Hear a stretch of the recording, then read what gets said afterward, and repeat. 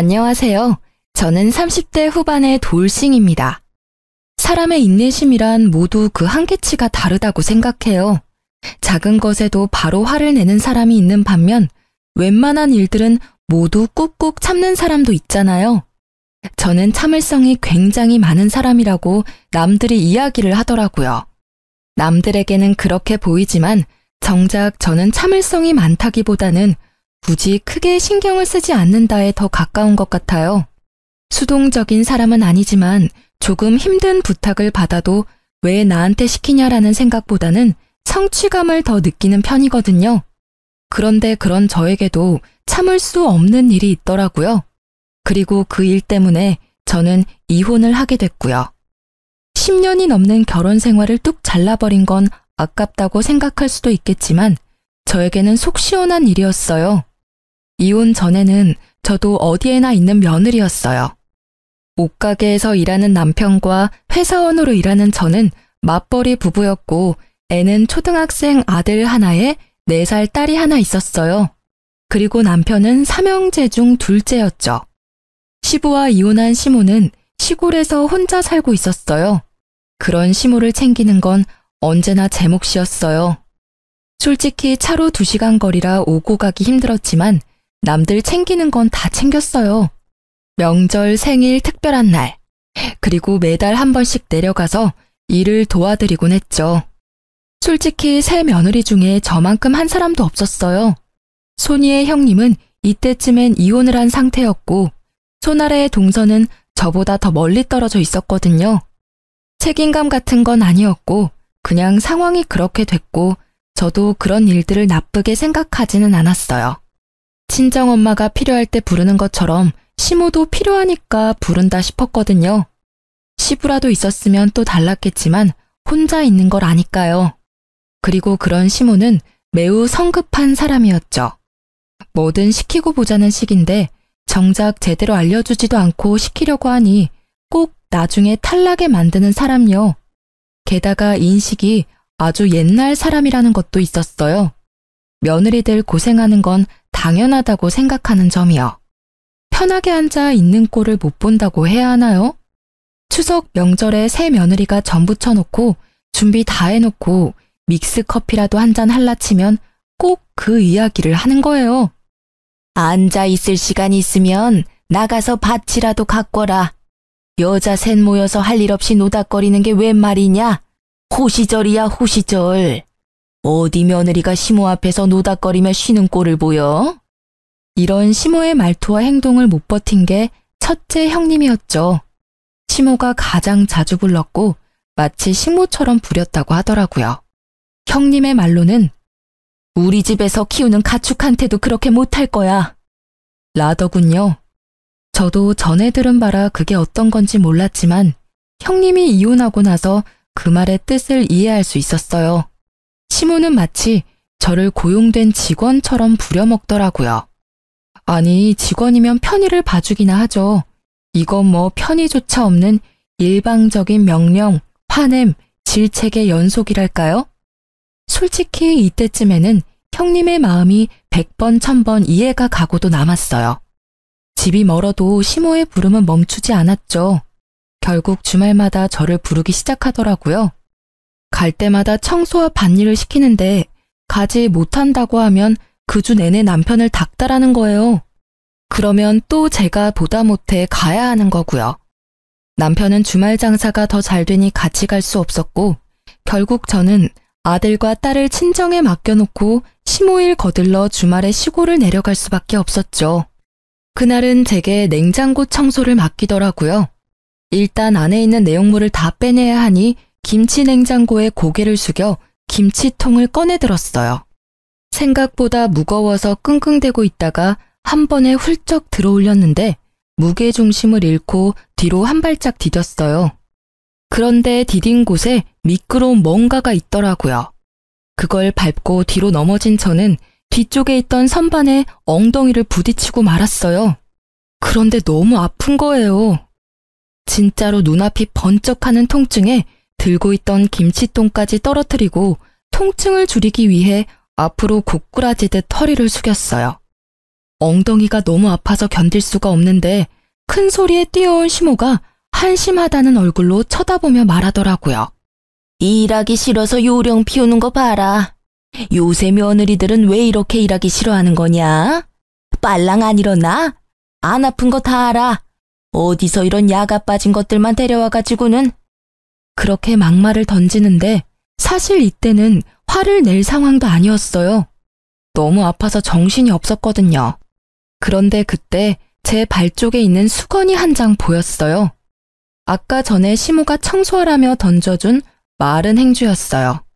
딱 보니 제가 밟고 넘어진 게 이 행주 때문이었더라고요. 결국 저는 주섬주섬 일어나 가방부터 집어들고는 시모에게 말했죠. 너무 아프니까 병원 좀 다녀올게요. 아이고, 병원은 무슨. 걸을 수 있으면 안 아픈 거야. 꼴랑 선반에 박아놓고는 무슨. 저는 시모의 반대에도 동네 병원으로 향했어요. 뒤에서 시모가 소리를 지르는 것이 들렸지만 그 말을 듣고 있기엔 너무 제가 아팠거든요. 병원에 가서 엑스레이를 찍었는데 의사가 의아하게 보더라고요. 일단 엑스레이상 골절을 확인하기가 어렵다고 했어요. 부위로 보면 꼬리뼈랑 엉덩이뼈 쪽인데 옆에서 보면 약간 울퉁불퉁해 보이는데 그게 골절이 됐는지 안 됐는지는 이걸로는 보기 어렵다고 하더라고요. 그러면서 통증이 계속 있으면 CT를 촬영하라고 하더군요. 저는 골절이 아니길 바라며 일단 진통제를 받아 시댁에 돌아왔어요. 병원에서 별거 없대지? 거 봐라. 꼴랑 약 한 봉지 들고 올 거 뭐하러 병원까지 가서 돈을 써. 돈이 남아 도는구나. 일하기 싫으면 그냥 올라가. 사람 복장 터지게 만들기 전에.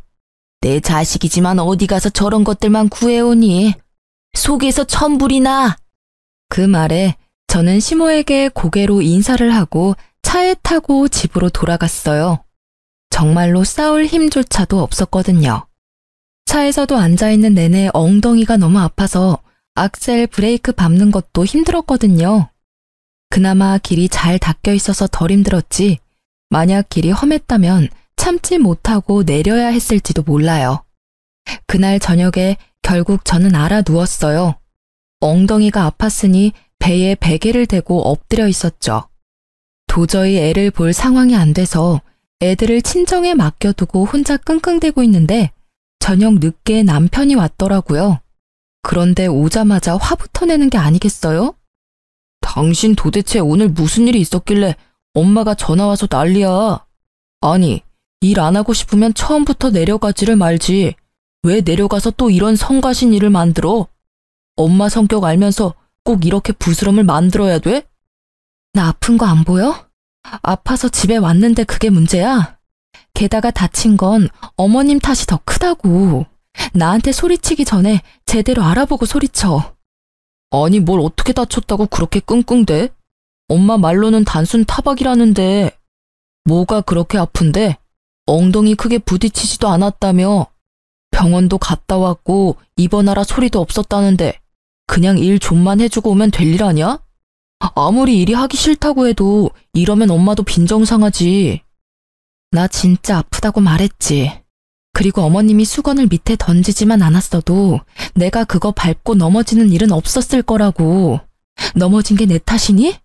그리고 내가 아픈데도 무거운 거 들었다 놨다 하는 일을 해야 해. 그러다 내 몸 골병 나면?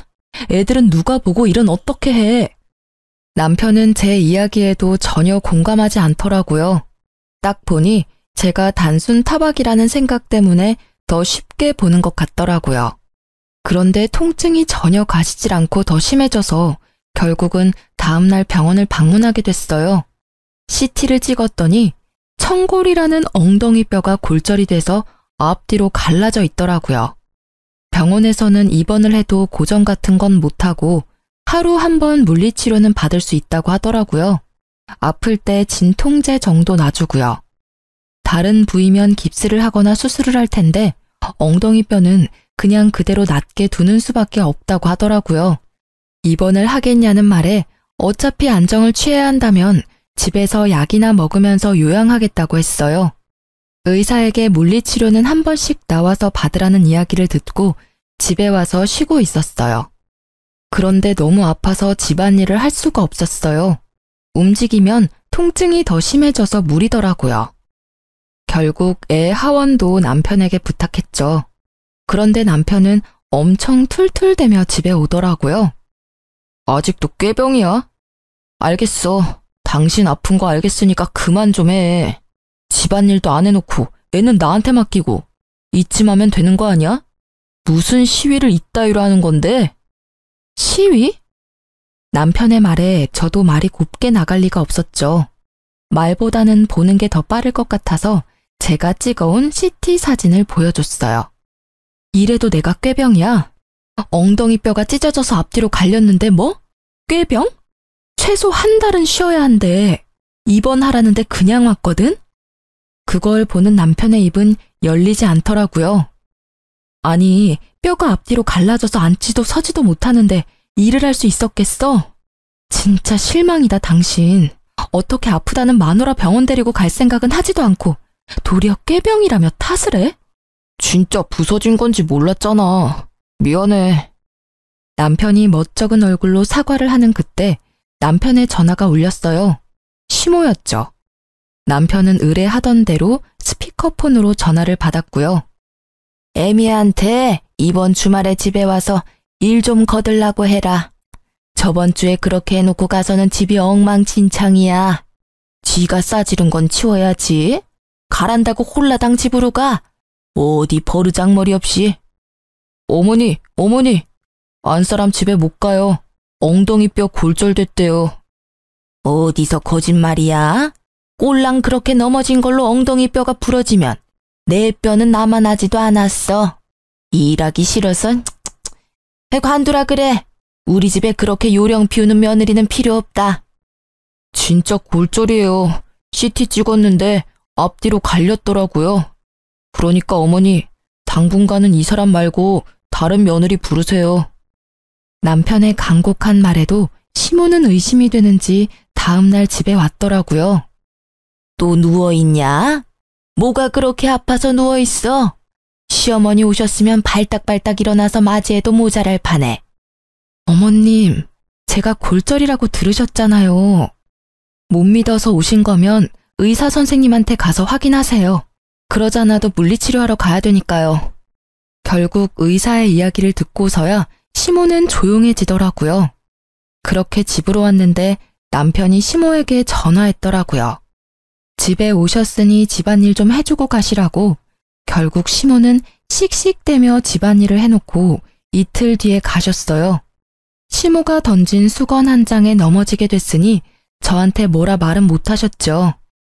결국 남편의 부탁으로 이틀 동안 제 수발을 들어준 시모를 보니 속이 다 시원하더라고요. 제가 지금 아니면 언제 시모의 수발을 들어보겠어요? 그렇게 시모가 저의 수발을 들고 간 지 얼마 되지 않아 시모에게 연락이 왔더라고요. 저희 집 근처로 이사 오신다고요. 아무래도 첫째 형님 내외 이혼하고 일 부려먹을 사람 없으니 우리 집 쪽으로 이사 오시는 듯 했죠. 걱정이 앞섰지만 설마 지금보다 더 괴롭히겠나 싶은 마음이 컸어요. 그런데 설마가 사람 잡는다고 이사한 날부터 저를 그렇게 괴롭히더라고요. 저녁 시간 주말 할 것 없이 제가 일을 하지 않는 시간만 골라서 저를 불러내더라고요. 이유도 다양했어요. 집 청소, 요리, 짐꾼, 행사, 수발 등등등. 저는 화가 날 대로 났지만 참았어요. 혼자 사는 시모가 힘들 때는 부를 수도 있지 하고 좋게 넘어가려고 했는데 결국 그렇게 넘어갈 수 없는 일이 생기더라고요. 그날은 둘째가 어린이집 다녀온 길이었어요. 밤중부터 오르던 열이 해열제를 먹여도 내려가질 않더라고요. 결국 다음날 꼭두 새벽부터 줄을 서서 소아과를 갔는데 결과는 폐렴소견. 결국 어쩔 수 없이 입원을 해야 했어요. 애가 어리니 제가 애 옆에 있어줘야 하잖아요. 그런데 초등학생 저학년인 아들을 혼자 둘 수는 없잖아요. 그래서 결국 가까이 있는 시모에게 연락했어요. 친정은 시댁보다는 멀고 애 학교 보내기에도 힘든 것 같아서 시모를 찾았는데 그게 나중에 저를 후회하게 만들 줄 이때는 진짜 생각지도 못했어요. 솔직히 시모가 손주를 나쁘게 할 리 있겠어요? 잘해주면 잘해줬겠지 하는 마음이었는데 일단 둘째 먼저 입원시켜놓고 남편에게 잠시 같이 있어달라 했어요. 집에 와서 첫째를 시모에게 맡겨놓고 집에 돌아와 저는 둘째 입원을 위한 짐을 싸기 시작했어요. 한창 다 싸고 이제 일어나려는데 현관문 소리가 들리더라고요. 고개를 내밀어 보니 첫째가 들어오고 있더라고요. 저는 당황해서 아이에게 무슨 일인지 물었는데 할머니가 집에 가라고 했다고만 하더라고요. 택시 태워서 보냈다는데 이게 뭔가 싶어서 시모에게 전화부터 했죠. 어머님, 첫째가 집에 왔는데 혹시 집안에 무슨 일 있으세요? 그럼 말을 하시지. 어떻게 애 혼자 택시 태워서 보낼 수 있어요? 택시라도 태워보낸 거면 다행으로 생각해야 되는 거 아니냐? 그리고 너 생각이 모자라도 어쩜 그리 모자라니? 둘째가 폐렴이면 첫째도 폐렴에 걸렸을 수도 있잖아. 늙은 노인 혼자 사는데 폐렴 걸린 애를 데려다 놓고 나 폐렴 걸려서 입원하면 어쩌려고 애를 여기다 맡겨? 몰상식한 짓도 정도껏 해야지. 이제까지 시모일은 나 몰라라 하더니 지들 힘들 때는 애나 맡기고 말이야. 어머님, 첫째는 이미 검사했는데 폐렴이 아니래요. 폐렴도 아닌 애를 맡아주시는 게 그렇게 힘드세요? 아님 병원 말을 못 믿으시는 거예요? 난 다 못 믿어. 괜찮다고 했다가 나중에 진짜 폐렴이면 어쩔 거야? 나 죽는 꼴이 그렇게 빨리 보고 싶니? 아예 나 죽으라고 고사라도 지내지 그래. 그 막말에 제가 할 수 있는 말은 없었어요. 말이 통해야 말을 하죠. 하지만 머리통에 연기가 날 만큼 화가 나긴 했어요. 저를 괴롭히는 건 참을 수 있어도 내 자식 괴롭히는 건 못 참겠더라고요. 저는 결국 아무 말 없이 시모 전화를 끊었어요. 그리고 남편에게 바로 전화했죠. 어머님이 첫째 돌려보냈어. 어머님 도움 못 받게 생겼으니까 자기가 시간 좀 내. 뭐? 왜 애를 안 봐주신대? 혼자 사는 늙은이 폐렴 걸리게 만드는 며느리라며 아주 난리도 아니셨거든? 아직 초등학교 저학년인 애를 택시 태워서 홀라당 집에 보내셨더라. 기도 안 차서 정말. 그러니까 당신이 퇴근 후에 둘째 병간호해. 결국 남편과 저는 번갈아 가며 두 아이를 케어하게 됐죠. 남편은 낮에 일을 하는 동안 첫째는 학교와 학원으로 시간을 보내고 저는 둘째 병간호를 했어요. 그리고 남편은 퇴근 후에 둘째 병간호를 하고 저는 저녁에 첫째 밥 먹이고 함께 있어준 뒤에 애가 잠든 밤에 홈캠을 애 방에 켜두고 병원으로 와 남편과 바통 터치했어요. 진짜 피말리는 날들이었어요. 그런데 주말이 되니 첫째가 아침부터 쭉 혼자잖아요. 남편은 주말이 바쁘고 주말은 지나야 둘째는 퇴원이고 결국 남편이 시모에게 재차 부탁해서 애 밥만 챙겨주라고 했어요. 남편과 제가 없는 점심 식사만요. 그렇게 주말이 잘 지나가나 했는데 오후 4시쯤 전화가 왔어요. 첫째한테서요. 엄마, 나 배고파. 집에 먹을 거 없어? 응? 점심 많이 안 먹었어? 집에 사놓은 건 없는데. 혹시 엄마가 배달시켜줄까? 응. 알았어. 엄마가 분식 시켜줄게. 근데 점심 맛이 없었어? 엄마가 너 좋아하는 반찬 많이 해놓고 왔는데? 몰라. 할머니가 밥 안 주고 빵 하나랑 우유 하나 주고 가셨는데. 뭐?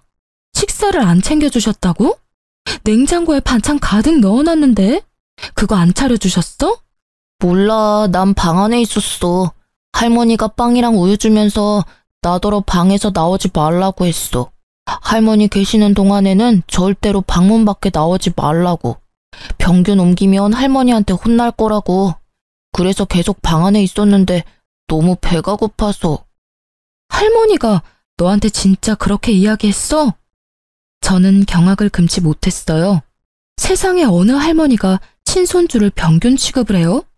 열받은 저는 남편에게 전화했죠. 당신 어머님 좀 어떻게 해봐. 왜 그러시는 거야 정말? 왜 또 무슨 일인데 일하는데 전화를 해? 웬만하면 집에 가서 하자, 응? 집에 오면 이야기할 시간이라도 있어? 내일도 어머님 우리 집에 오실 건데. 애를 병균 취급하면서 방에서 나오지도 못하게 했다고. 여보, 유난 떨지 마. 애가 과장되게 말하는 거겠지. 엄마가 설마 그럴 리가 없잖아. 당신은 당신 엄마를 너무 몰라. 그렇게 하고도 남을 사람이거든? 지금 당장 둘째 병원 앞으로 와.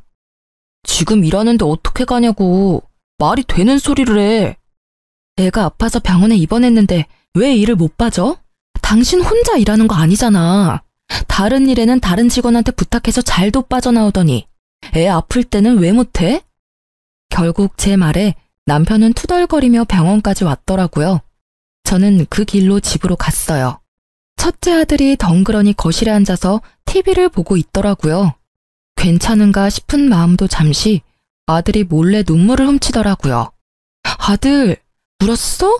왜 울어? 엄마가 여기까지 왔잖아. 뚝해, 응? 엄마, 할머니가 나더러 병균 덩어리래. 엄마한테 전화했다고 나한테 뭐라고 했어. 호로 자식?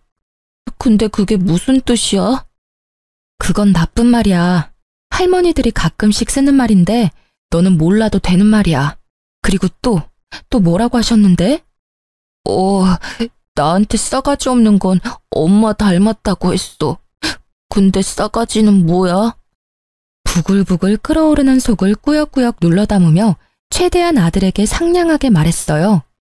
그런 말도 있는데 나쁜 말이야. 그 말도 기억에서 얼른 지워. 그리고 애탁해서 꼴도 보기 싫대. 애탁? 그게 무슨 뜻인지 몰라서 잠시 생각하던 제 머릿속에 떠오른 단어가 하나 있었어요. 외탁을 했다는 말. 첫째가 저를 닮아서 보기 싫다는 말이었겠죠. 더 이상 저는 시모를 용서하지 않기로 했어요. 애를 달래고 둘째 병원에 와서 저는 시모에게 전화를 했어요. 어떻게 애한테 그런 막말을 하실 수가 있어요? 애가 무슨 죄가 있어서 그런 말을 들어야 하냐고요. 자식 키우신 분이 어떻게 손주한테 그런... 내일 오지 마세요. 제가 알아서 할 테니까요.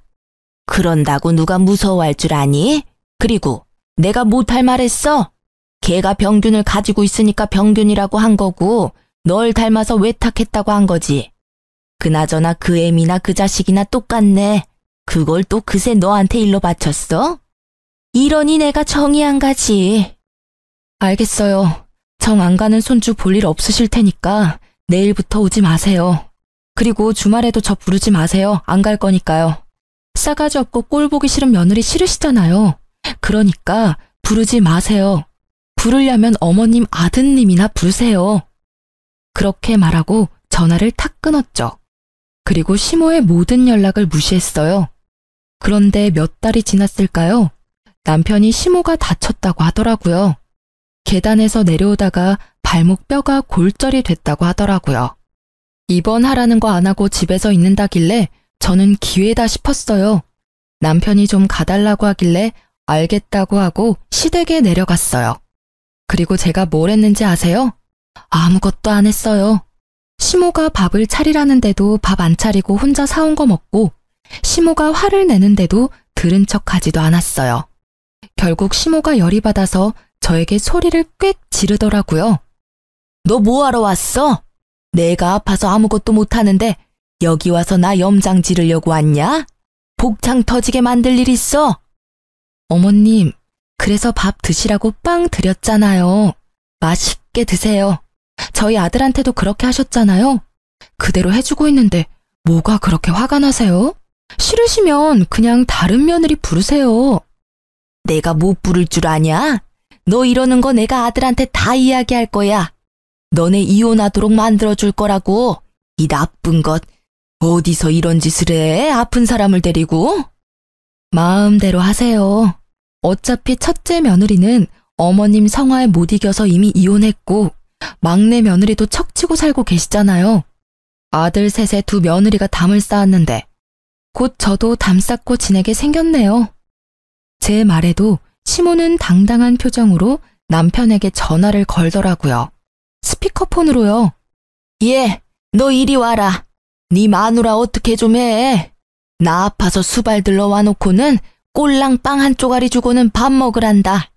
어디서 이런 미친 것을 데려왔어? 아, 진짜. 와이프 좀 바꿔줘봐요. 바꿀 필요 없어. 나 다 듣고 있으니까 할 이야기 있으면 해.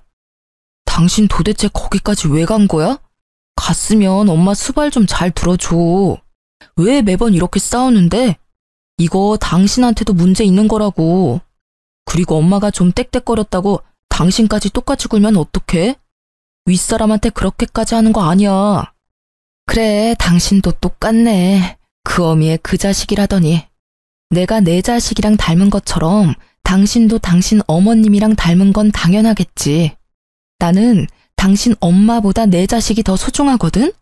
그래서 내 새끼 그렇게 만든 사람 용서 못해. 그리고 어머님도 나 어차피 용서 안 하실 것 같으니까 그냥 우리 이혼하자. 우리 애한테는 이런 할머니는 필요 없는 것 같으니까.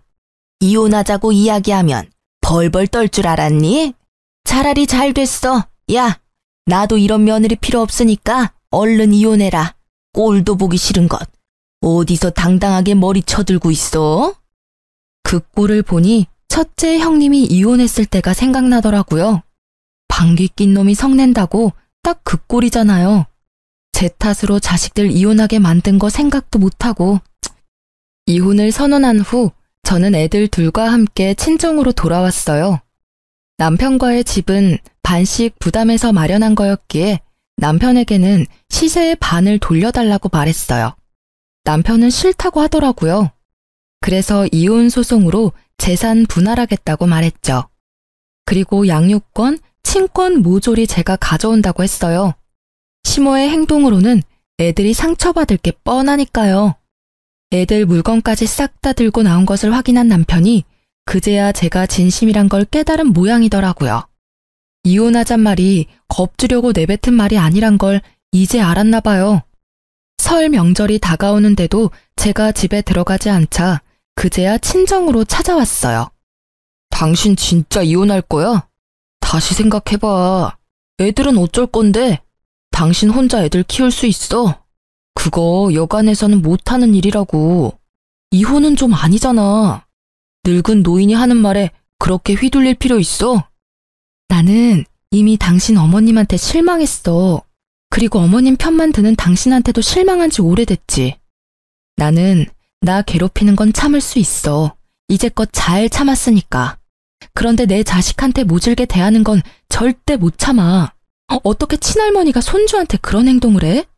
그런 말을 어떻게 하느냐고.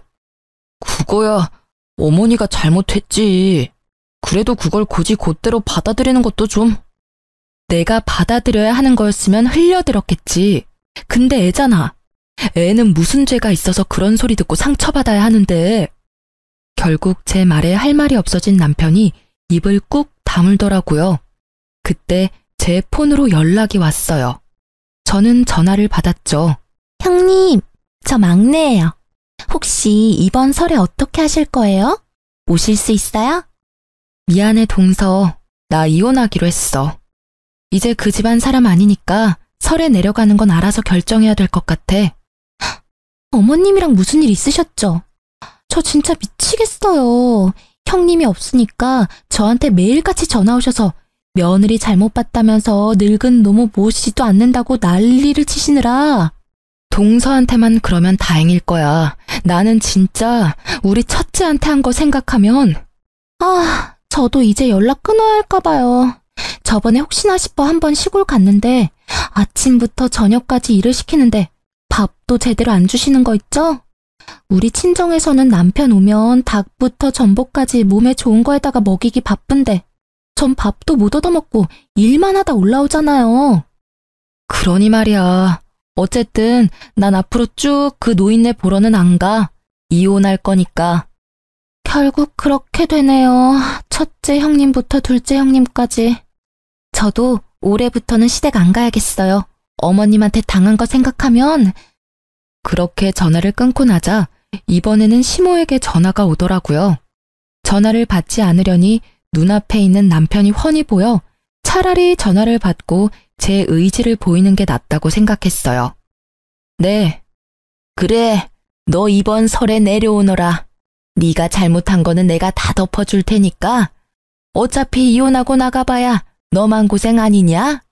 이혼하지 말고 이번 설에 내려와. 거의 명령조였어요. 제가 마치 무조건 받아들일 것처럼 말하더라고요. 그때 남편이 한마디 하더라고요. 만약에 이혼하면 애들은 내가 데리고 갈 거야. 다른 사람 손에 크는 거 난 못 봐. 당신은 애들 보기 부끄럽지도 않아?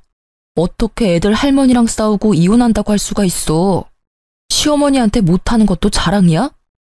제가 뭐라고 맞받아치려는데 옆에 있던 아들이 제 옷자락을 꾹꾹 잡아당기더라고요. 애 앞에서 이렇게 싸울 일이 아니라고 생각하면서 첫째를 달래려던 그때 첫째가 한마디 하더라고요. 아빠랑 엄마랑 헤어지면 나 아빠 따라가야 해. 아빠 바쁘면 나 또 할머니랑 있어야 하는데. 나 할머니 집에 보낼 거면 나는 아빠랑 같이 안 살고 싶어. 그 말에 남편은 꿀먹은 벙어리가 됐죠. 전화를 통해서 첫째의 이야기를 듣고 있던 시모는 노발대발하며 소리 지르더라고요. 이 싸가지 없는 놈. 며느리 네가 애를 저렇게 싸가지 없는 놈으로 키웠어. 어디 어른 앞에 두고 못하는 말이 없어? 애한테 소리 지르지 마세요. 아들, 외할머니 방에 가 있어. 애를 안방으로 보내놓고 제가 남편에게 말했어요. 애들 마음에 얼마나 상처가 컸는지 이제 알겠지? 당신도 눈이 있고 귀가 있으면 이제 그만 좀 잘 살펴보라고. 저 작은 애도 제 할머니 집에 안 가려고 난리잖아. 저 애 데려가서 행복하게 키울 자신 있어? 애가 벌써 불행한데. 미안한데 나 이혼 번복 안 해. 그리고 애도 못 데려갈 거야. 애 데리고 가겠다고 하면 끝까지 싸울 거니까. 결국 제 말에 남편은 집으로 돌아갔죠. 그리고 이혼 소송도 마무리가 잘 됐죠. 제가 시모에게 당한 일들로 인해 제게 좀 유리하게 됐어요. 게다가 당연히 애들 친권과 양육권도 제가 가져왔고요. 그런데 이혼 후 동서에게 연락을 받았어요. 형님, 잘 지내세요? 저도 이혼하게 됐어요. 어머님이 하나뿐인 며느리 감싸줄 줄 알았는데 더 부려먹으시더라고요. 게다가 조금이라도 바른 소리 할라치면 두 형님들 욕을 하면서 저한테 똑같은 년이라고 막말을 하시는데 어떻게 그걸 당하고 사셨나 몰라요. 남편에게 이야기했더니 엄마가 원래 그런 성격인 걸 어쩌냐네요. 참나. 내 편 들어줬으면 시댁이랑 인연 끊고 남편이랑 잘 살아보려 했는데 세상 일 제 맘대로 되는 게 하나도 없더라고요. 그리고 혹시 아세요? 고부 갈등으로 이혼하는 거면 시모한테 위자료 청구도 된대요. 전 제가 당한 일 다 증거 모아서 위자료도 청구했어요. 동서의 말에 저는 웃을 수밖에 없었어요. 형제 셋이 나란히 시모를 이유로 이혼하게 된 것이 너무 웃기더라고요. 결국 돈까지 뜯기고 며느리들은 모두 이혼하는 상황이 되니 지금은 더 이상 삼형제 중 그 누구도 시댁에 들리지 않는다더군요. 참 꽃이다 했어요. 이혼 후에 저는 친정과 가까운 곳에 자리 잡고 애를 키우고 있었어요. 친정 부모님의 도움을 많이 받았어요. 애들은 친정엄마와의 사이에 애착이 잘 형성되었던 터라 부모님에게 뭔가 해드리고 싶은 마음으로 여행을 갔어요. 그런데 여행지에서 돌아오다가 엄마가 돌뿌리에 걸려 넘어져 대퇴골골절로 요양병원에 단기 입원하게 됐어요. 3달간의 치료가 끝나면 집으로 다시 모셔가려고 했죠. 친정엄마 입원 후 2달 동안은 매일같이 친정엄마를 보러 갔어요. 그리고 매주 주말에는 오빠 내외와 함께 애들 둘을 데리고 함께 병문안을 갔죠. 그렇게 퇴원을 2주 앞두고 주말에 가족 다 같이 엄마 면회를 가던 날이었어요. 병실에 들어가다가 저는 깜짝 놀라 멈췄어요. 그 방에 전 시모가 앉아있는 게 아니겠어요? 이게 무슨 일인가 싶었는데 아들이 아무것도 모른 채 들어오다가 전 시모의 얼굴을 보고는 제 뒤로 후다닥 숨어버리더라고요. 저 망할 놈. 넌 할머니한테 인사도 안 하냐? 예의는 어디 갖다 팔아먹었어? 어? 여전히 싸가지 없는 걸 보니 네 엄마가 아주 잘 키우고 있나 보다. 응. 그 빈정거리는 말투에 그 카랑카랑한 목소리. 전혀 예전과 달라진 게 없는 모습을 보니 오랜만에 가라앉았던 화가 솟구치는 기분이었어요. 아니, 왜 남의 귀한 손주한테 소리 질러요? 애 놀라면 당신이 책임질 거야. 우리 강아지 일로 와. 저 망할 할망구가 노망이 들었나? 왜 애를 울려? 친정어머니의 등 뒤로 쫓아가 숨는 손주를 보던 시모가 이번에는 막말을 쏟아붓더라고요. 아이고, 네가 우리 아들이랑 결혼만 안 했어도, 네가 아들이랑 이혼만 안 했어도 내가 이 꼴로 병원에 갇혀있지는 않았을 거다. 망할년, 내 신세가 어쩌다 이리 됐을꼬. 처음부터 니년이랑 우리 아들을 결혼시키는 게 아니었어. 애초부터 마음에 썩 들지도 않은 며느리를. 네 엄마도 참 딱하다. 친정엄마 여기 버려두고 니들끼리 잘 지내고 있겠지. 저는 어이가 없더라고요. 우리가 어떻게 지냈는지 알지도 못하는 사람이 왜 우리 일에 이렇게 참견인 건지. 제가 한마디 하려는데 갑자기 옆 침대 아줌마가 먼저 말을 하더라고요. 아니, 언제 봤다고 할머니네 가족을 욕해요? 이만큼 화목한 가족도 없는데. 노인네가 노망이 들어도 한참 들었구만. 다른 사람들이 다 그런 짓 해도 이 집 사람들은 그럴 리 없어요. 이렇게 알뜰살뜰 엄마를 보살피고 간병하는 것도 힘든 일인데 제 집 팔아서 친정엄마 집을 다니게 쉽게 고쳐주는 건 더 힘든 일이지. 세상에 이런 딸 있으면 소원이 없겠구만. 그렇지. 나는 아들 하나 있었으면 이런 며느리 하나 얻고 싶구만. 이런 며느리 있으면 내가 늙어 죽을 때까지 마음고생 안 해도 될 사람이라고. 매번 올 때마다 생판남인 우리까지 챙겨주는 사람이 세상에 어디 흔할까? 이렇게 말하는 분들은 모두 엄마와 같은 병실의 환자분들이셨어요. 6인실을 같이 쓰시는 분들인데 매번 맛있는 과일이나 음식 사와서 같이 나눠 먹었더니 다들 저희한테 무척 잘해주셨거든요. 아무것도 모르는 것들이 껴들긴 왜 껴들어? 어린 놈의 새끼도 저 여우 같은 년도 다 똑같이 싸가지 없는 나쁜 년놈들이라고. 저것들 때문에 내가 여기 갇혔지. 내 모를 줄 알고? 저는 이혼 후에 그쪽 가족분들과 연락한 적 단 한 번도 없어요. 그러니 여기 와 계시는 것도 그쪽 가족분들의 생각이시겠죠. 엄한 사람한테 누명 씌우지 마시고 애한테 욕도 하지 마세요. 저희는 이제 엄연히 남이라고요. 이런 식으로 욕하고 소리치면 저희도 참지 않을 거예요? 안 참으면 어떡할 건데? 그런다고 내가 무서워할 줄 아냐? 너, 네가 여전히 내 아들 조종하는 거 내가 모를 줄 알아? 여기서 꺼내. 나 여기서 꺼내주란 말이야. 제가 왜 그런 짓을 해요? 그 사람 본 적도 한참 전인데 말이 되는 소리를 하시라고요. 이러니 며느리가 셋이나 도망가죠. 그리고 자식들도 돌보고 싶겠어요? 본인한테 물으세요. 어머니가 하신 행동이 지금 이 상황을 만든 거니까. 이혼한 지 도대체 얼마나 지났다고 생각하세요? 이미 완전 남남이라고요, 남남. 결국 빈정상한 우리는 2주가 남았지만 같이 있을 수 없다는 생각에 퇴원수속을 밟기로 했어요. 그런데 퇴원수속 밟는데 전 남편이 들어오더라고요. 서로 깜짝 놀랐죠. 당신 어머니 들어오신 지 며칠 되지도 않는데 퇴원해? 우리 때문이라면 걱정 마. 지금 퇴원수속 밟고 있으니까. 그런 거 아니야. 병원에서 폭력성 있는 노인은 안 된다고 하는 바람에 다른 곳으로 옮기는 거야. 아, 같은 병실에 있는 할머니 한 분을 밀쳐서 넘어뜨렸더라고. 참 여전하시네. 사람 변하기 힘들다고 하지만 며느리가 셋이나 떨어져 나갔는데도 전혀 바뀐 게 없으셔. 우리도 그것 때문에 힘들어 죽겠어. 당신한테는 참 못할 짓 했지. 그리고 그걸 이제야 알아차린 것도 미안하고. 이제야 알아차린 거야? 당신도 참 늦다.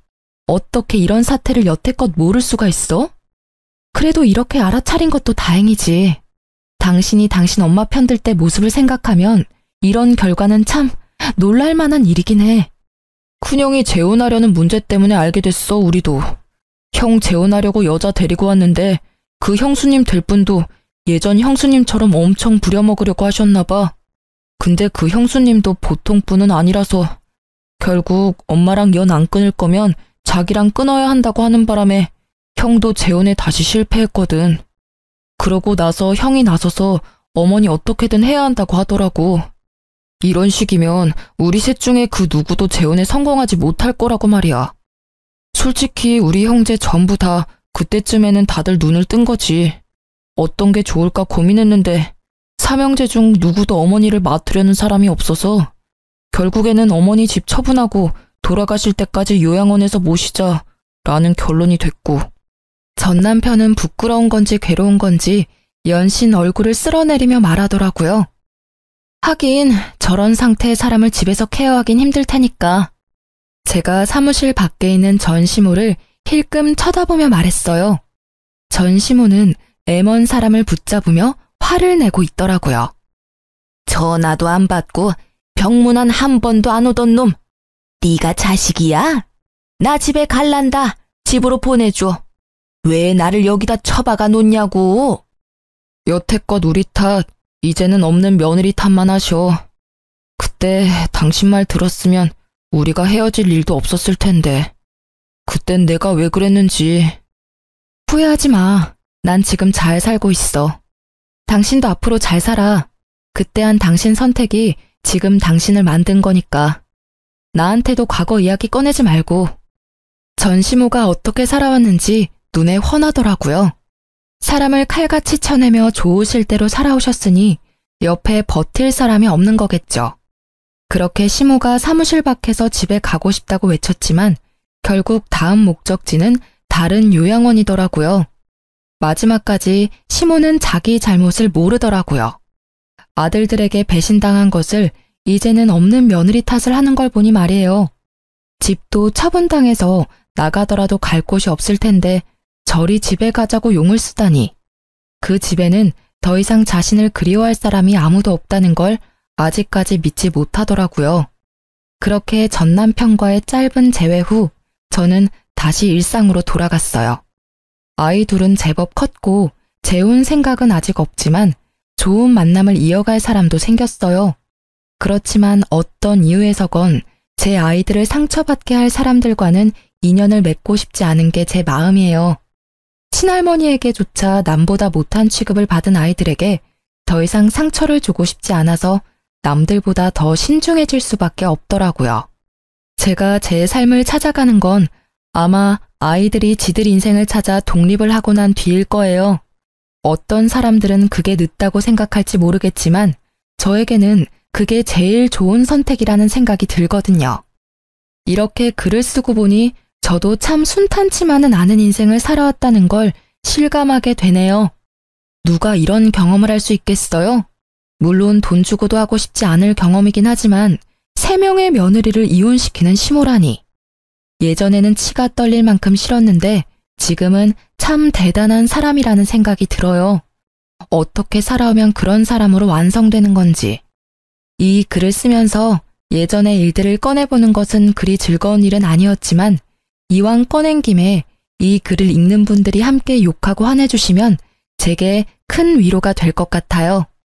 제 사연 들어주셔서 감사합니다.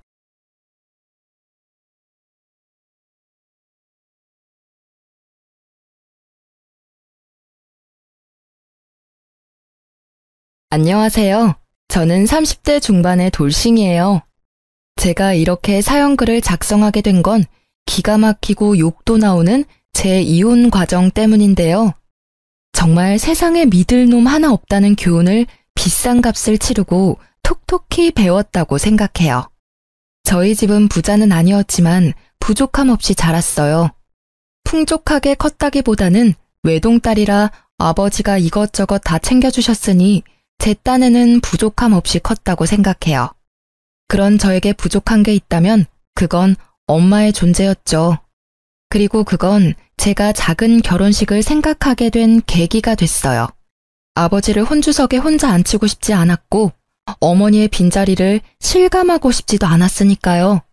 그런 제 생각에 동의를 해준 건 남편이 처음이었어요. 제가 남편과 만나게 된 이유는 대학 동기 때문이었어요. 친하게 지낸 적은 없었는데 자기 친오빠랑 잘 어울릴 것 같다며 만나보라고 하더라고요. 그때는 갑자기 연락해서 자기 가족을 소개해주는 것에 놀랐지만 별 생각 없었던 것 같아요.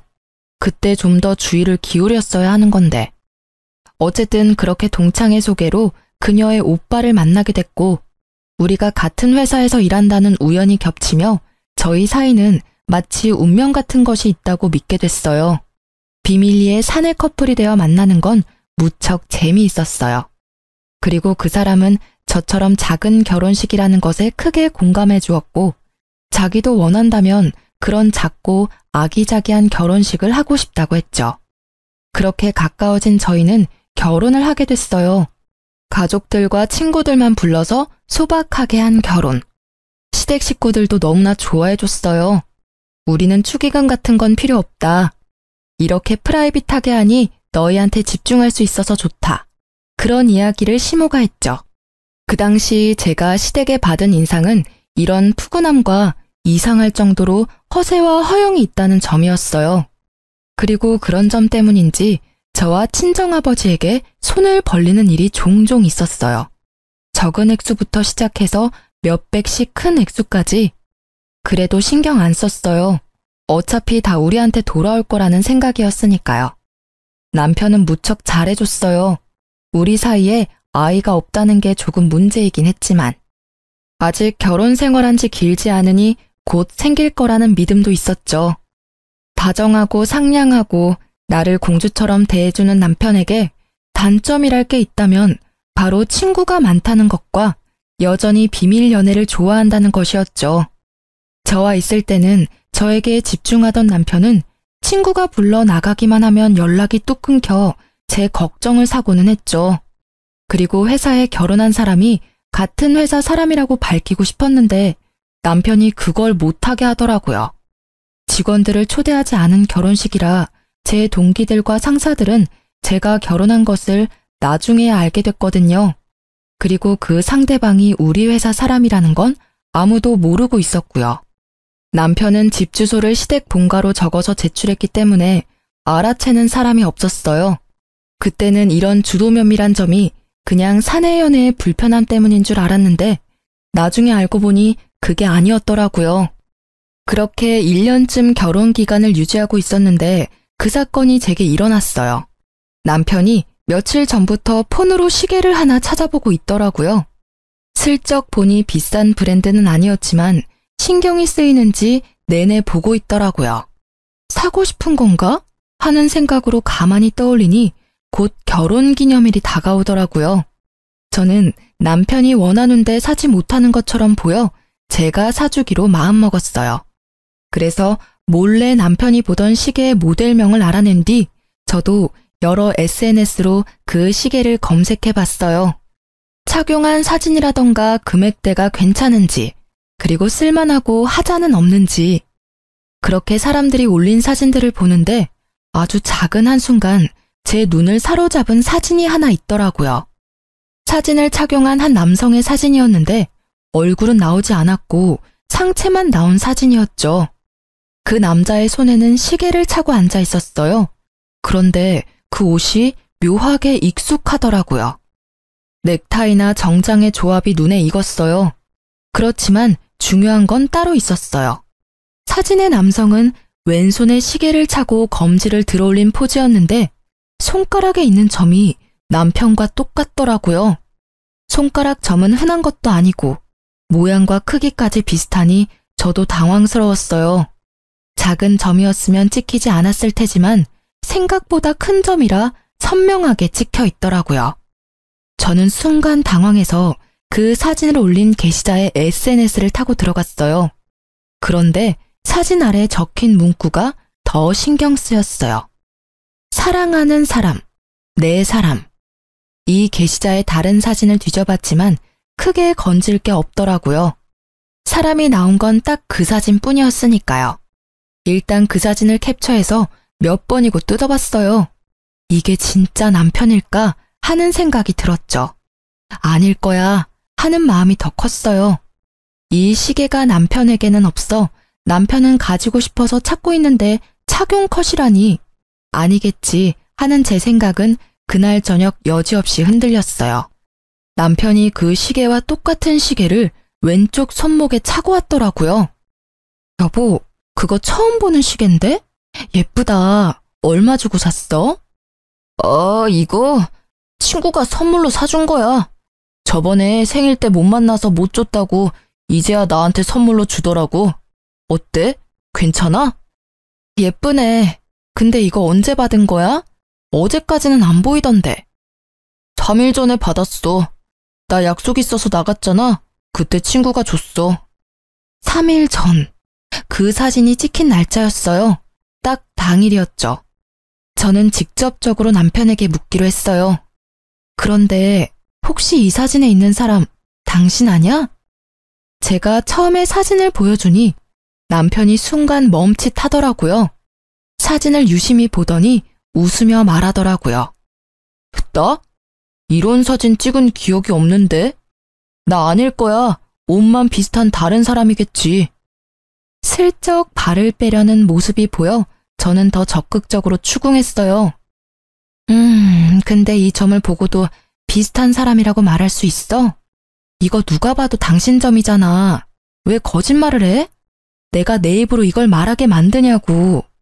당신이 솔직하게 말하면 조용히 이야기하고 넘어가려고 했는데 뭐야? 왜 숨기는데? 딱 봐도 당신이잖아. 제가 확대한 사진에는 남편의 손가락 점이 정확하게 찍혀 있었거든요. 그걸 본 남편의 얼굴이 하얗게 질리더라고요. 확실하게 확인이 가능하더라고요. 여보, 오해하지 마. 이건 내가 다 설명할 수 있어. 무슨 설명? 이 사진보다 더 확실한 설명이 어디 있어? 당신 못 봤지? 이 사진 올린 여자가 이 사진에 뭐라고 써놨는지. 사랑하는 사람이래. 어이가 없어서. 당신은 밖에서 뭘 하고 다니길래 이런 사진이 올라오는데 왜 내가 이 사진을 보도록 만드는 거야? 다 그 여자가 착각해서 버린 짓이야. 진짜로 하루만 만나달라고 했고 하루만 만났어. 시계는 선물로 준다길래 그거 하나 받았을 뿐이야. 당신 싫으면 이것도 갖다 버릴게. 그러면서 남편은 차고 있던 시계를 후다닥 던져버리더라고요. 난 다른 건 몰라도 바람은 절대 용서 못해. 결혼 전에도 말했잖아. 도대체 언제부터 바람을 핀 거야? 우리 결혼한 지 이제 1년밖에 안 됐어. 그런데 벌써 바람? 내가 계속 믿고 이 결혼을 유지해도 괜찮은 거야? 버럭거리는 제 소리에 남편은 그 자리에 무릎을 꿇고 손바닥을 싹싹 빌더라고요. 여보, 진짜 미안해. 상대방이 한 번만 만나달라면서 부탁하길래 한 번만 만나주면 포기한다길래 그랬어. 다 끊을게. 이 시계도 버려버릴 테니까 제발 용서해줘.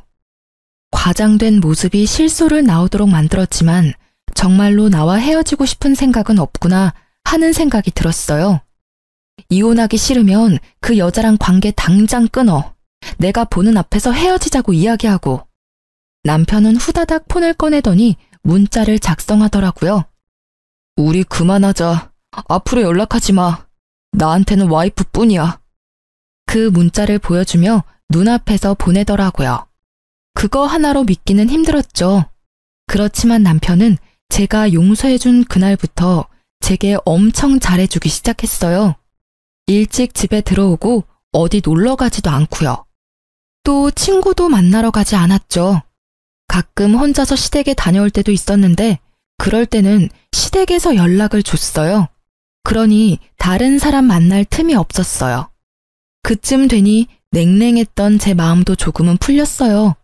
남편은 매번 제가 좋아하는 선물들을 가져오며 제 눈치를 보더라고요. 그게 눈에 보이니 계속 화만 낼 수도 없었어요. 솔직히 찝찝한 생각은 마음속 어딘가에 있었지만 일단 넘어가기로 했어요. 남편에게 이혼 의사가 없고 한 번의 실수였다는 말을 믿기로 했거든요. 남편의 외도 사실을 알게 된 시모는 연락이 와서 남편 욕을 엄청 하고는 제게 이해하라며 남자들 한눈 파는 거 흔한 일이지만 돌아오는 게 그리 쉬운 일은 아니라고 했어요. 살다 보면 그런 일도 겪으면서 단단해진다나? 이때 저는 그저 시모가 제 편을 들어줬다는 사실에 마음을 최대한 풀려고 노력했던 것 같아요. 그렇게 시간이 지나고 그 상처가 아물어질 때쯤 이번에는 회사 분위기가 어수선하더라고요. 저를 보는 주변 사람들의 눈빛이 따갑더라고요. 숨어서 지켜보는 사람들이 있는 한편 대놓고 저에게 틱틱대는 직원도 있더라고요. 저는 너무 답답한 마음에 회사에서 나와 바람을 쐬는데 그때 저와 그나마 친한 직원이 지나가더라고요. 저는 서둘러 그 직원을 붙잡았어요. 저기, 오랜만이야. 잠시 나하고 이야기 좀 할 수 있을까? 혹시 나 요즘 회사에서 이상한 소문 돌아? 언니, 몰랐어요? 나는 당연히 알고 있을 줄 알았는데. 지금 난리 났어요. 옆 부서에서 일하는 영미 씨 알죠? 영미 씨가 언니가 자기 남자 뺏어간 여자라고 회사 여직원들 사이에서 엄청 소문내고 다녀요. 그거 진짜는 아니죠. 영미라는 여직원은 저보다 3살이 어린 여자였어요. 직급은 낮고 예쁘장하게 생긴 여자. 내가 왜 그 여자 남자를 뺏어가? 나 1년 전에 결혼해서 남편 있어. 작은 결혼식이라서 직원들 초대는 못했지만 그래도 결혼식까지 하고 혼인신고까지 한 남편이 있는데 갑자기 무슨 남자? 착각한 거 아니야? 정말요? 그런데 그 영미 씨 말로는 자기는 몇 년을 사귀었다고 하던데. 남편분이랑은 어떻게 만나신 거예요? 나 남편 여동생이 내 동창인데 소개시켜줬거든. 진짜 심각하게 착각하는 거 아니야? 언니가 설마 바람을 필 리는 없을 거고. 당연하지. 바람을 필 거면 이혼을 하고 당당하게 만나지. 뭘 숨어서 만나? 근데 진짜 왜 나를? 의아한 제 머릿속에 얼마 전에 시계 사건이 생각났어요. 남편이 바람을 폈다면 가능할 일일지도 모르죠. 그렇지만 남편은 그 여자와 아주 잠깐 만났다고 했는데 머릿속이 뒤죽박죽이었어요.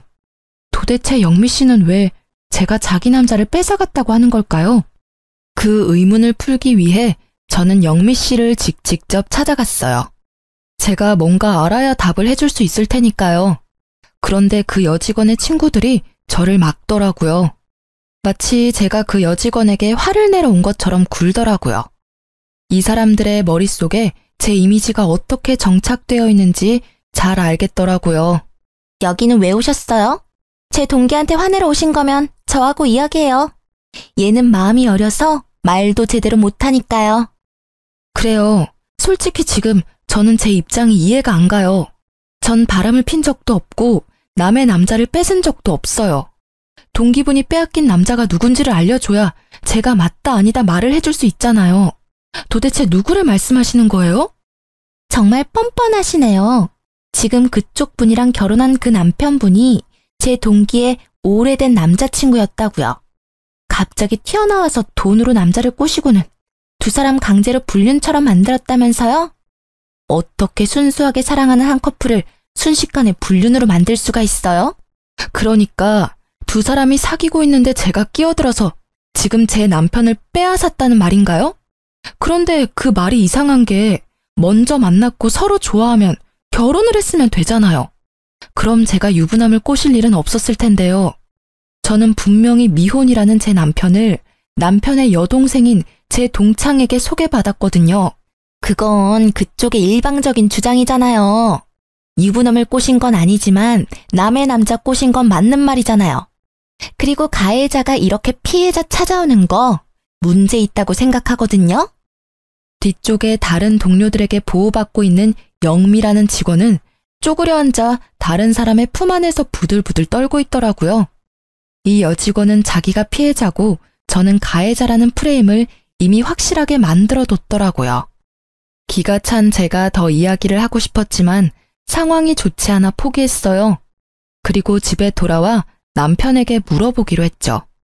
당신 도대체 뭘 하고 다니는 거야? 회사에 이상한 소문 퍼진 거 알고는 있어? 내가 왜 남의 남자를 빼앗은 파렴치한 여자가 되어 있는 건데 설명 좀 해봐. 그 여자가 지금 자기가 피해자라고 완전 나를 천하의 나쁜 년으로 만들었다고. 갑자기 무슨 소리야? 나 그때 헤어졌어. 난 모르는 일이야. 정말로 몰랐어? 그런 소문이 회사에 지금... 됐고, 그 여자는 당신이랑 꽤 오랫동안 사귀었다는데 그 말은 어느 쪽이 진짜야? 오래 사귀었다고? 아니야, 절대로 그럴 일 없어. 정말로 며칠 뿐이었다니까. 그리고 진짜 깔끔하게 헤어졌어. 상대방이 헤어진 거 앙심 품고 그런 짓 저질렀나 본데? 남편의 말에 저도 그 여자가 이상한 사람이라고 생각했어요. 헤어지자고 해서 앙심을 품었다고요. 그런데 그 다음날 그 상간녀에게서 연락이 왔어요. 무척이나 당당하게 만나자고 하더군요. 저는 상간녀가 나오라는 곳으로 나갔어요. 다리를 척 꼬고 앉아있는 모습이 너무도 당당해서 저는 말문이 막혔어요. 드디어 저랑 이야기할 마음이 들었나요? 이렇게 불러내다니 의외네요.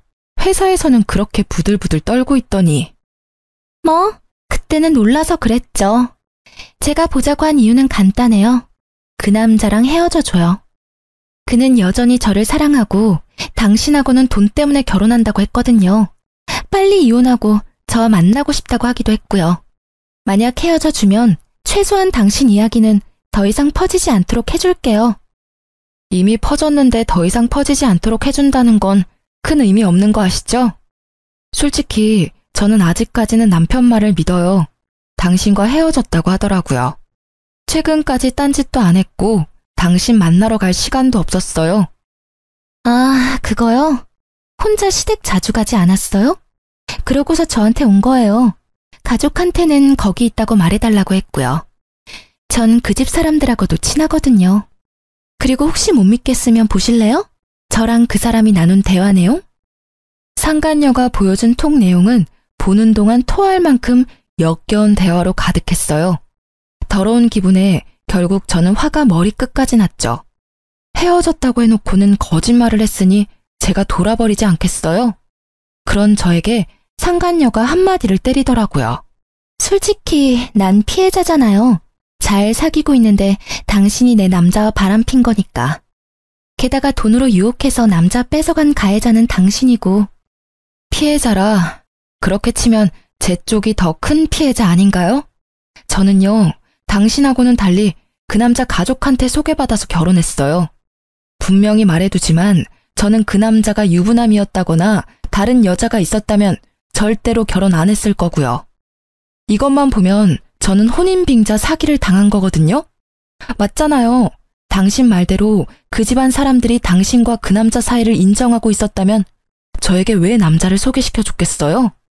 의도가 확실하게 있으니까 소개시켜 줬을 거고 뭔가 목적이 있으니까 당신이 있는 걸 숨겼을 테고 그리고 그 의도와 목적이 돈이라는 건 당신한테 들어서 이미 짐작이 됐고요. 저한테 그런 거 따져봐야 소용없는 거 아시죠? 이미 당신은 회사에서 남의 남자 뺏어간 천하의 나쁜 년이거든? 회사에 얼굴을 들고 다닐 수 없을 정도로 퍼졌으니 회사 그만두고 내 남자하고도 당장 헤어져. 당신 때문에 우리 애는 지금 호적에도 올리지 못하고 아빠 없이 크게 생겼거든? 여기서 진짜 빡쳤어요. 애가 있었다는 걸 처음 들었잖아요. 그만큼 오랜 세월 함께 해왔다는 걸 들으니 배신감이 확 밀려왔어요. 저는 그녀의 말에 즉시 이혼을 결심했어요. 그렇지만 상간녀에게는 이혼해주겠다 이야기하지 않았어요. 저만 당할 수 있나요? 전 회사를 그만둘 생각도 없었고 이대로 천하의 나쁜 년이 되고 싶은 생각은 추호도 없었죠. 그래서 그 상간녀에게는 남편과 이야기해보고 결정하겠다고 하고 헤어졌어요. 그렇지만 언제까지고 냉정하게 유지하는 건 못할 짓이더라고요. 그래서 시댁으로 찾아가서 한바탕 했어요. 다들 알고 계셨죠? 여자 있는 거. 심지어 애 있는 것도 아시면서 저하고 이 남자 결혼시킨 거죠? 이 혼인은 무효고 당장 이혼할 거예요. 그리고 이 집안 사람들 싹 다 고소할 거예요. 아가, 제발 다시 한번 생각해보면 안 되겠니? 이혼은 안 된단다. 그 여자는 멀리 보내마. 절대로 네 눈앞에 띄게 하지 않을 거야. 두 사람을 억지로 갈라놓는 한이 있더라도 너희는 헤어지면 안 돼. 도대체 무슨 생각들을 하셨던 거예요? 여기 있는 사람들 전부 한통속이에요? 처음부터 나한테 의도적으로 접근한 거냐고요.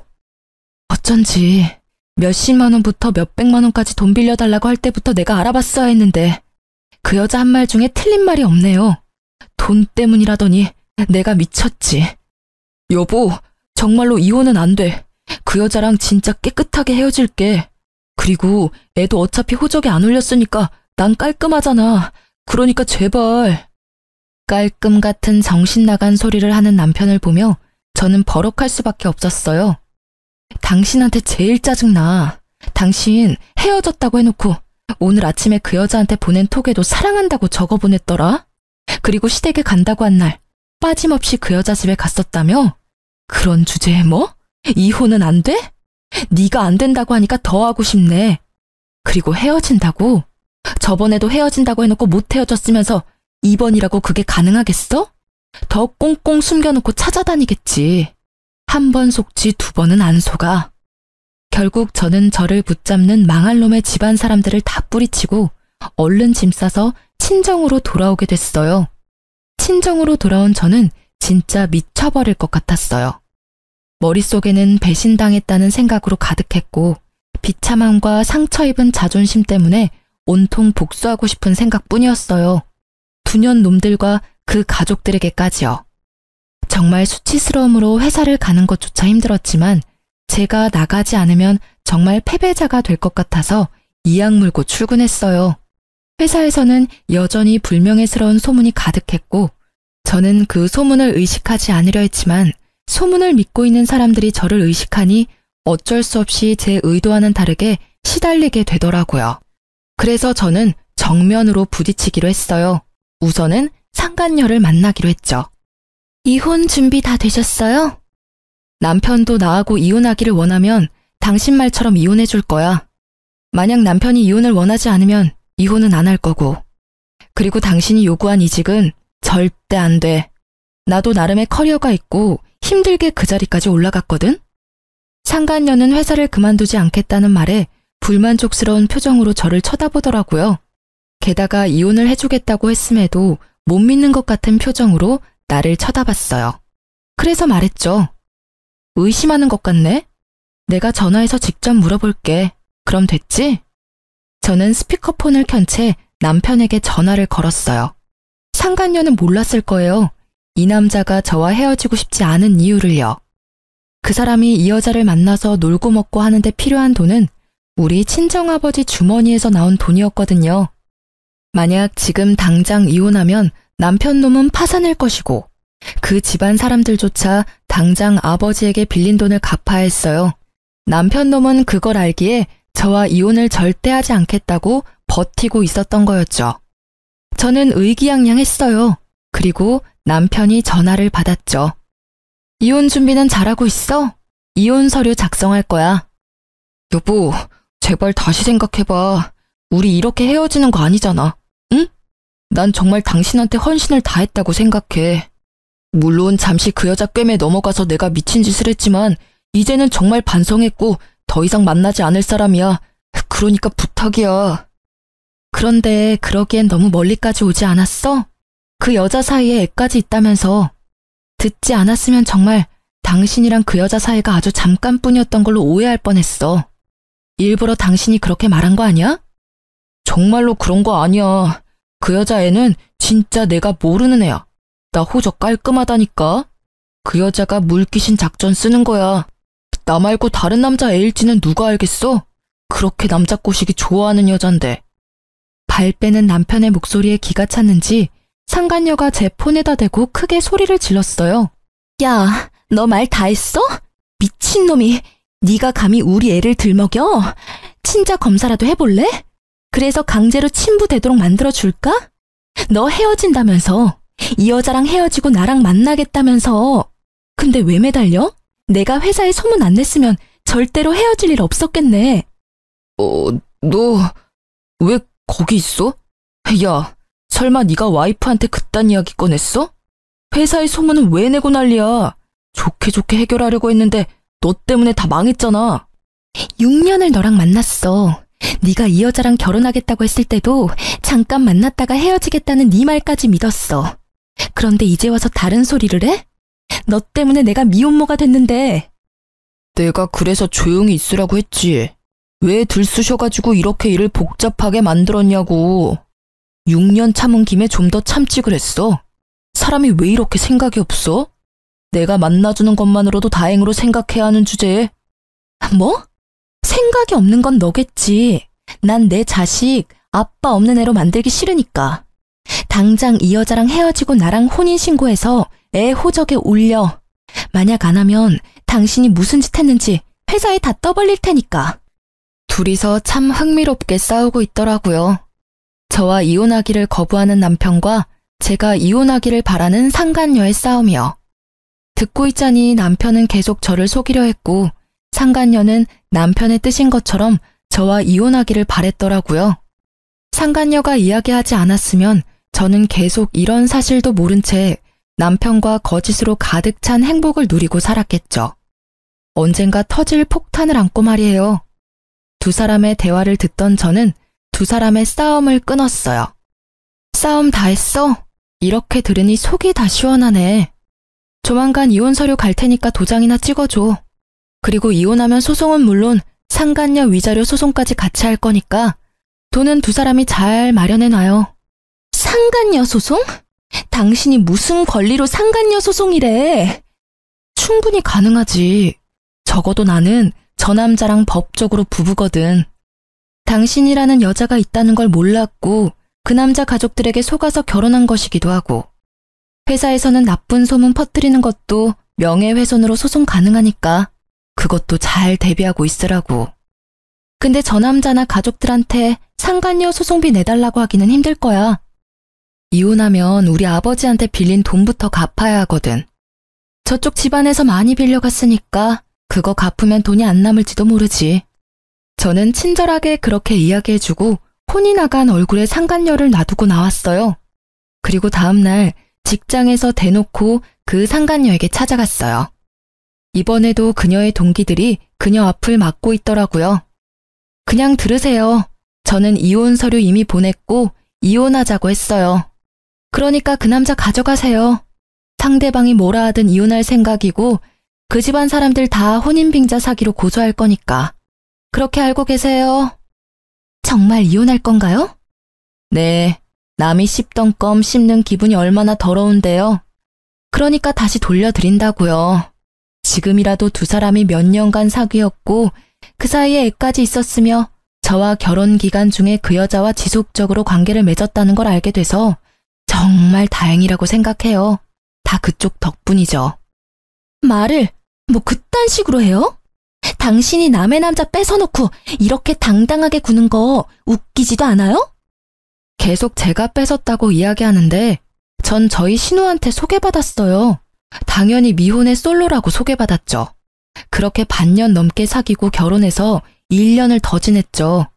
상식적으로 예전부터 연인 사이라도 남자가 혼인신고까지 해서 유부남이 됐으면 관계를 끊어야 정상 아닌가요? 아니면 결혼 전이나 직후에 저한테 말하러 왔으면 저도 이런 식으로 1년을 허비하지는 않았겠죠. 결혼한 걸 뻔히 알면서도 말 안 하고 몰래 만났다가 회사에 제가 남의 남편 뺏은 것처럼 소문내고 제가 좋게 이야기할 수 있었겠어요? 그렇게 피해자하고 싶으면 하세요. 저라면 자존심 상해서 피해자는 못할 것 같은데. 확실하게 법의 심판을 받게 해드릴 거니까 기대하세요. 우선은 상간녀 소송부터니까 잘 준비하세요. 제 말에 당황한 건 듣고 있던 동기들 쪽이었어요. 유부남인 걸 알았으면 헤어지거나 알게 된 즉시 이야기를 했어야 하는데 그걸 숨기고 만난 건 명백히 상간녀의 잘못이니까요. 그렇게 이야기하고 제자리로 돌아오니 제 책상에 무슨 꽃다발이 놓여 있더라고요. 제가 좋아하는 꽃이 가득한 걸 보니 누가 산 건지 짐작이 가더군요. 남편이 점심을 틈타 와서 기다리고 있더라고요. 여보, 기분 풀어. 우리가 얼마나 서로에게 충실했는지 잘 알잖아. 아무리 그래도 우리가 지내온 추억을 생각해서라도. 번지수 잘못 짚었어. 그 꽃 영미 씨 갖다 줘야지. 우리 이제 이혼할 거잖아. 나보다 더 오랫동안 만나온 상간녀가 있으면서 나한테 이러면 곤란한데? 이런 저희의 실랑이에 결국 그 상간녀도 등장했어요. 저는 상간녀를 보고는 남편에게 더 매몰차게 굴었어요. 우리 이미 이야기 끝났어. 난 이런 취급 받으면서까지 당신이랑 결혼 유지하고 싶은 마음 전혀 없어. 여자의 애까지 있었으면서 총각 흉내하면서 결혼까지. 그거 사기거든? 좋은 말로 할 때 이혼해줘? 안 돼, 여보. 제발 다시 생각해봐. 진짜 헤어지지만 않으면 내가 뭐든 다 할게. 미안한데 그런 얘기는 회사에 나를 남의 남자 뺏은 년이라고 거짓 소문이나 흘린 상간녀한테나 해. 여보, 그 여자랑은 이미 헤어졌다고 했잖아. 나 진짜 깨끗해. 아무 사이도 아니라고. 다 저 여자가 오바해서 이런 액션 취하는 거야. 결국 버티다 못한 상간녀가 벌겋게 된 채 분노를 삼키고 있더라고요. 대놓고 아무 사이 아니라는 말을 들었으니 이제는 제가 강제로 자기 남자를 빼앗았다는 말을 퍼뜨릴 수 없겠죠. 진짜 꼴보기 싫은 남편의 등장이었지만 한편으로는 아주 좋은 타이밍이었다고 생각해요. 너무 통쾌했어요. 내가 뺏은 게 아니라 상간녀가 불륜을 저질렀으며 결국에는 버려졌다는 사실을 모두가 알게 돼서요. 저는 남편에게 꽃다발을 집어던지며 말했어요. 이혼 확정이니까 이제 와서 이딴 눈에 뻔히 보이는 짓 하지 마. 그리고 결혼 기간 동안 우리 아버지한테 빌려간 돈 다 갚아. 당신 부모가 빌린 돈도 당신이 빌린 만큼은 되거든? 그것도 갚아. 그치만 우리 가족이잖아.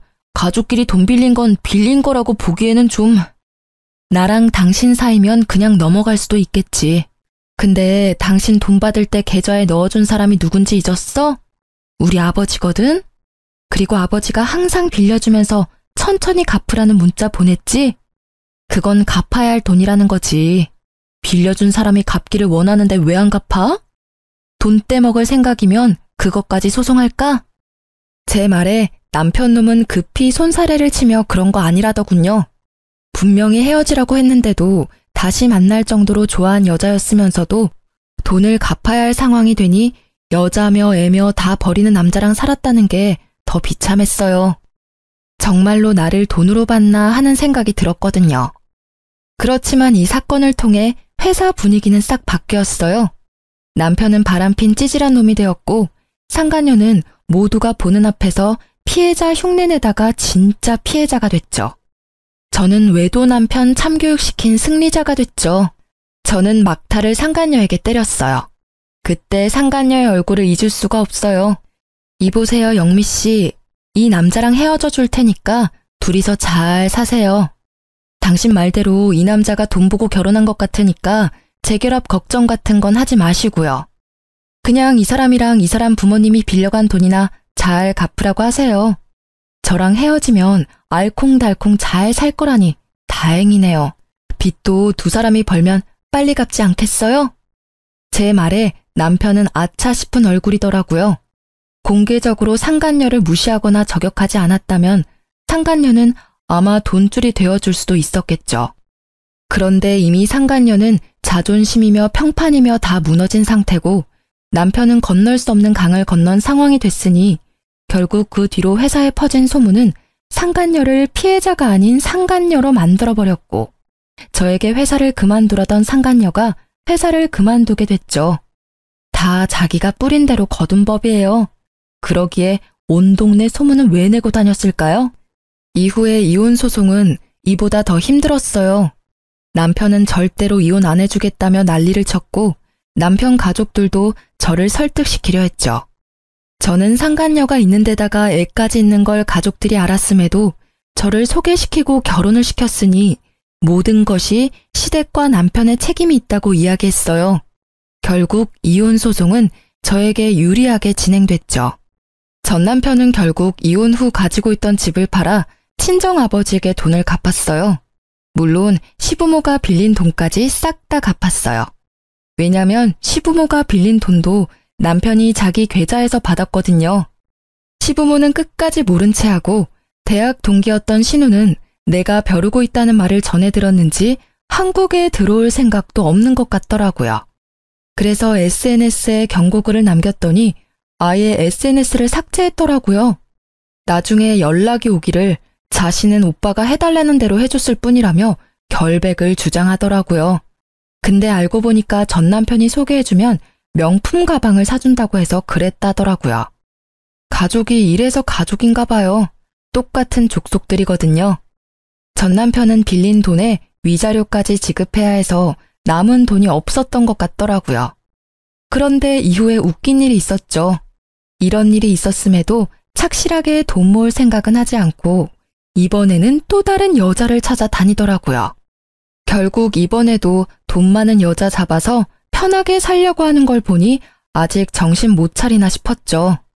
저는 아직도 전 남편과 함께 일하는 이 상황이 너무 싫었어요. 그렇지만 곧 자기 무덤 자기가 열심히 팠더라고요.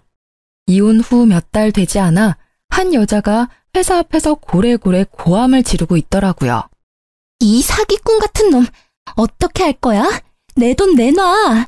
결혼식에 필요하다며 가져간 돈 다 내놓으라고. 잠깐만, 여기서 이러지 말고. 뭘 이러지 마? 너 총각이라며. 그런데 애 딸린 돌싱? 그런 주제에 매번 나한테 돈까지 받아갔다 이거지? 나 애 없어. 호적에 애 있는 거 봤어? 그리고 결혼은 한 번 했지만 그건 실수였다고. 제대로 된 결혼 생활도 아니었어. 그리고 돈은 결혼식 하는데 썼다고 했잖아. 참 말하는 걸 보니 나쁜 놈이 틀림없더라고요. 상대방 여자에게는 씨알도 먹히지 않았죠. 거짓말을 이렇게 한다 이거지? 내가 모를 줄 알았어? 방금 내가 웨딩샵에 전화하고 달려온 거거든? 드레스가 마음에 안 들어서 바꾸려고 전화했더니 예약은커녕 주문도 안 돼 있더라고. 그리고 예식장이랑 주얼리샵에도 전혀 주문받은 기록 자체가 없다는 게 말이 돼? 뭘 예약을 했는데? 너 사기꾼이지? 당장 돈 내놔 이 나쁜 놈아. 이야기를 들어보니 이 여자도 참 딱하더라고요. 우리 회사에 지금 전 남편이 곧 그만둔다는 사직서를 내둔 상태였거든요. 그것도 결혼식 전주까지 일한다고 말이죠. 누가 봐도 결혼식 전에 튀려는 생각이었던 거죠. 누가 결혼 전에 회사를 나가요? 뿌린 만큼 거두고 나가려고 하지. 딱 보니 약혼녀 돈 갖다 쓰고는 도망치려고 한 거죠. 언니, 저분도 참 대단하시네요. 재벌은 난 못 준다더니 여전히 여자한테 돈 뜯어먹으려고. 근데 이번 건은 좀 위험한 거 아니에요? 딱 봐도 튀려고 한 것 같던데 진짜 직전에 걸렸으니.